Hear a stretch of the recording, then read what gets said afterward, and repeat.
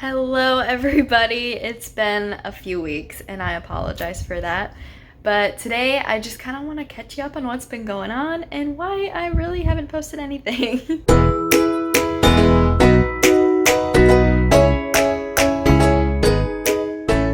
Okay, so yeah, it has been a busy few weeks. I think it's been almost like 4 weeks since I've posted a video, but the reason for that is because I did officially start student teaching. It was a lot busier than I expected it was going to be, especially since my cooperating teacher and I are teaching virtually. So it's just like a lot of planning, a lot of prepping, a lot of figuring things out have been going on. I had a video planned for like 2 weeks ago and it was my first week of student teaching. I'm just gonna be completely honest with you. I was just really busy. I had to prioritize my time, and by the time I got home, I was just so tired from being on a computer all day that I didn't want to keep looking at a computer to edit a video. Hi, it's me, future me, editing this video. And I forgot to mention that the reason I didn't post the video I was going to post like 2 weeks ago regarding my first technical week of student teaching was because also, besides the fact that I got super busy and just didn't happen because I'm human. Besides that, everything that was said in the video is pretty much not the case anymore because things are constantly changing because COVID. So there was really no point to me posting it, but I catch you guys up anyway in this video. I just wanted to clarify. Let's catch up. So I started student teaching on August 10th. That was my first official day. Really that whole week we were doing professional development. We were in a bunch of meetings, just kind of figuring things out, I guess. Even though we're still figuring things out, it was like the initial, okay, what are we doing? What do we need to prepare kind of week. And I got to know my cooperating teacher a little bit better during that week. School officially started the following Monday, August 17th. I'm liking it a lot, actually. I would give anything to have the kids here though, and I really am hoping and praying that after these 9 weeks, I get to see the kids in the classroom. I want nothing more than for them to actually be there with us. But for the time being and the circumstances that we're in, I'm actually enjoying it a lot more than I thought I would. Sorry, I had to move because the fan was driving me nuts, and the green wall that my brother wanted when he lived here is just, I don't know why, it just bugs me.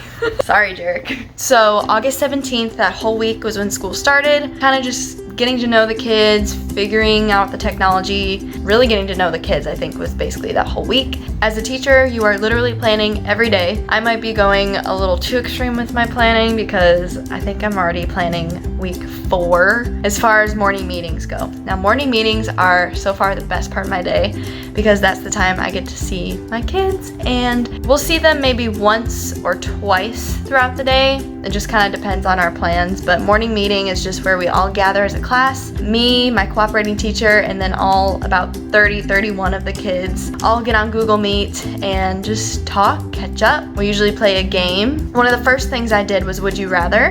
For their choices, I had them do a movement depending on what they chose. So they loved that. And I even did it even though my camera and sound was not working on that day.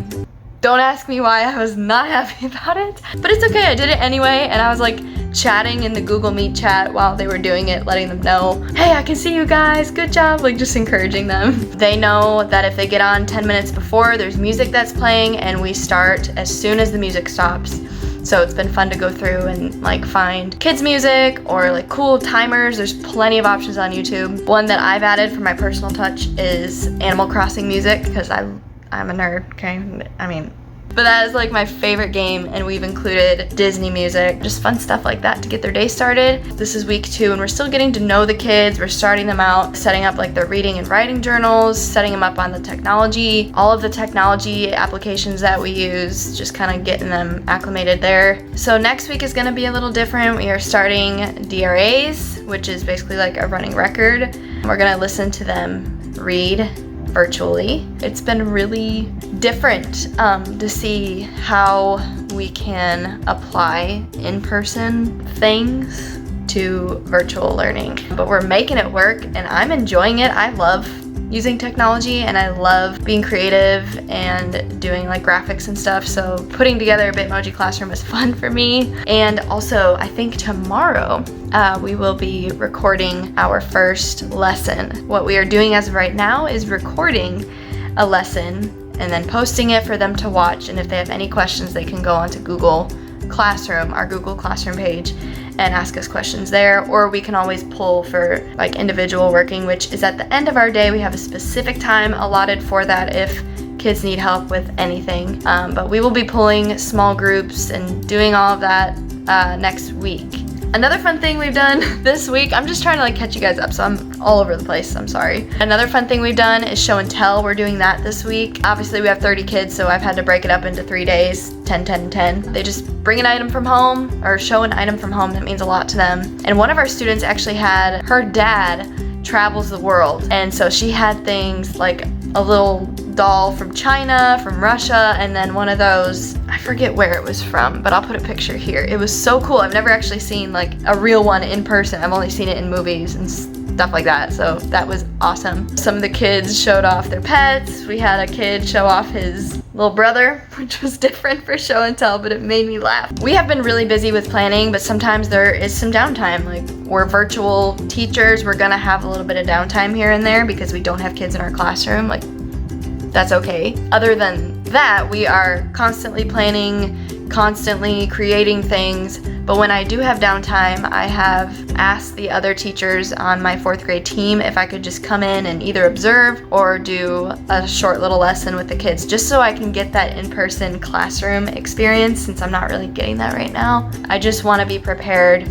for like an interview. I want to be able to pull from my experiences, and I have some experience from subbing, but I'm really trying to use this time as much as I can to teach kids in person, because I honestly don't know if that's going to happen for sure in 9 weeks. I'm holding on to hope of that, but there's just no direct answer with this pandemic that we're in. Yesterday, one of the teachers on my team was kind enough to let me go into his classroom and teach a lesson, and it was like on the dot, no preparing. I observed him for the first period, and then the second rotation I taught to a class. So I kind of winged it, and I kind of did all right. I was like shocked that I pulled that off, and it went really well, actually, and I'm glad I had that practice, but it also made me realize I need to do that as often as I can, because it's been over 6 months since I've been in a classroom with kids, or really with kids, period. Definitely need to do that more often. It went so well, and I'm so grateful that he let me do that. Again, I'm all over the place, but this is a clip that I took mainly for my portfolio. I have a digital portfolio that I'm putting together, and I'll probably do a physical one too, just in case. This is a clip I took from one of our morning meetings last week. It was one where we were doing a game of 20 questions, so here's that. Today, we're gonna do 20 questions. Anyone played that before? No? Okay, so I'll go over the rules. 20 questions is where I'm gonna think of something in my head, and you guys are gonna ask me questions to guess what it is. So the questions have to be yes or no questions. So it can't be like, where is this thing you're thinking about? It has to be like, is it purple? Is it alive? Like something like that. Does that make sense? Yes or no questions. Okay, so let me think. Think I've got it. All right, Brooklyn. And you can also guess what it is too. Animal? It is an animal, yes. Does it live in the ocean? Does not live in the ocean. Araya? It's a dog. It is. That is a correct guess. Can we guess who? It's your dog. Yes, our class dog, Bella. I forget the name. You guys are too good. Yeah. I thought for sure I could trick you guys with that. So yeah, that's pretty much all I have to update you guys on. I'm just super busy. Like, I don't even remember what happened this morning. So I'm actually surprised I was able to like pull all of that from my memory, but I'm so happy, and I never thought that like working 40 hours would be so, or more than 40 hours a week would be such a breeze. I just love it, and it doesn't feel like work, and I think that's a really good sign. I'm just super grateful to be where I'm at. It's so weird to think that I'm graduating in like 3 months.